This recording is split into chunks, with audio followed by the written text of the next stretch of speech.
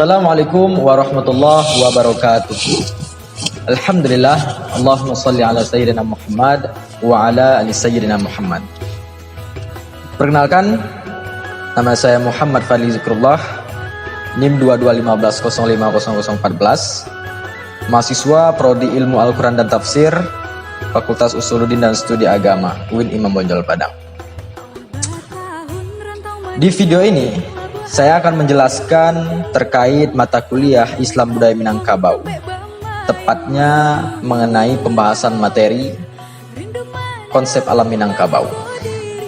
Konsep alam Minangkabau itu sendiri merupakan sebuah konsep yang dipakai oleh orang Minang yang diambil dari alam. Konsep alam Minangkabau dalam pembahasan ini dibagi menjadi dua.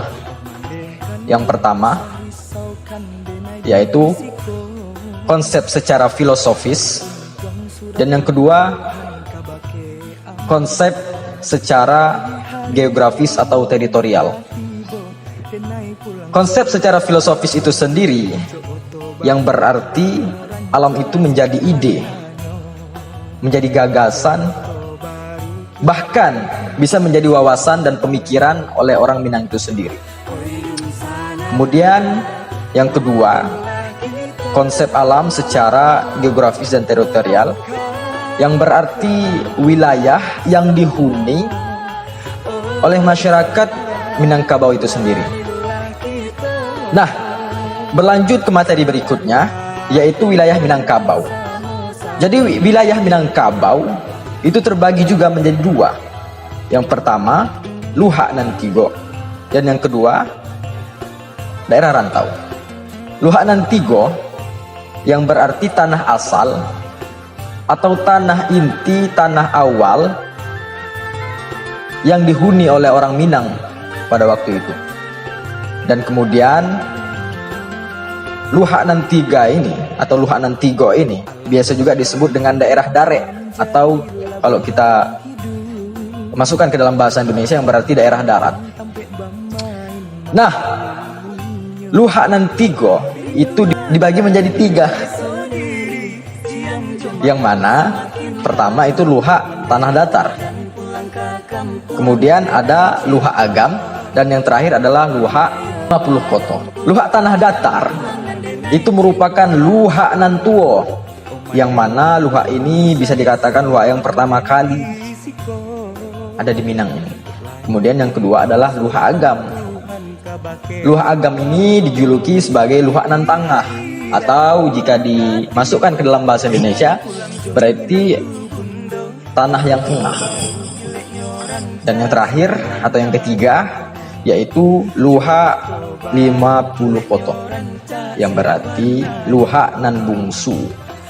Jika diartikan ke dalam bahasa Indonesia, luhak nan bungsu ini berarti luhak yang paling kecil dari ketiga luhak tadi. Nah, berlanjut ke daerah rantau. Daerah rantau ini bisa dikatakan sebagai daerah pengembangan atau perluasan dari daerah inti atau dari daerah luhak tadi.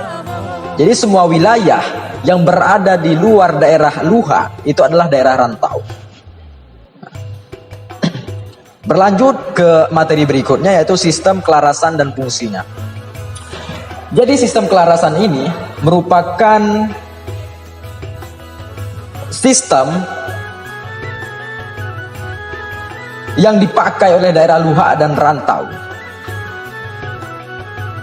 Jadi daerah luhak dan rantau ini diperintah berdasarkan sistem kelarasan ini. Nah, sistem kelarasan tersendiri memiliki artian yang berarti sistem yang mengatur atau yang menunjukkan aliran dalam melaksanakan pemerintahan adat di Minangkabau itu sendiri.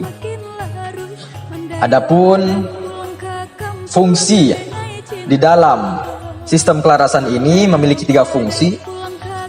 Yang pertama yaitu koto piliang. Jadi koto piliang ini dapat diartikan sebagai bertumpu pada sistem arsitokratis yang dikembangkan oleh Datu Tumanggunan.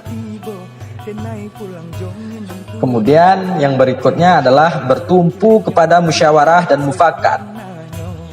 Jadi ketika ada sebuah masalah di dalam adat Minangkabau itu, maka salah satu cara problem solving atau pemecahan masalahnya itu yaitu dengan musyawarah dan mufakat tadi, yang mana bertumpu musyawarah dan mufakat ini dikembangkan oleh Datuk Parapatih Nan Sabatang. Kemudian yang ketiga atau yang terakhir dalam fungsi sistem kelarasan ini itu ada lareh nan panjang, yang berarti menggabungkan kedua sistem terdahulu. Ya, penggabungan antara sistem terdahulu itu yang dinamakan lareh nan panjang, yang mana ini dipimpin oleh Datuk Bedaro Kayo. Nah, dari pemaparan materi yang saya sampaikan tadi mengenai konsep wilayah Minangkabau, konsep alam Minangkabau, mungkin itulah yang dapat saya sampaikan di video kali ini. Dan saya berharap dengan adanya video ini kita semua dapat mengambil manfaat dari apa yang saya sampaikan, agar kita dapat lebih mengenal dan mencintai adat yang ada, terkhusus adat Minangkabau. Mungkin itu saja yang dapat saya sampaikan. Lebih dan kurang saya mohon maaf. Hadanallahu wa iyyakum ajmain. Billahi taufik wal hidayah wa ridha wa inayah. Wassalamualaikum warahmatullahi wabarakatuh.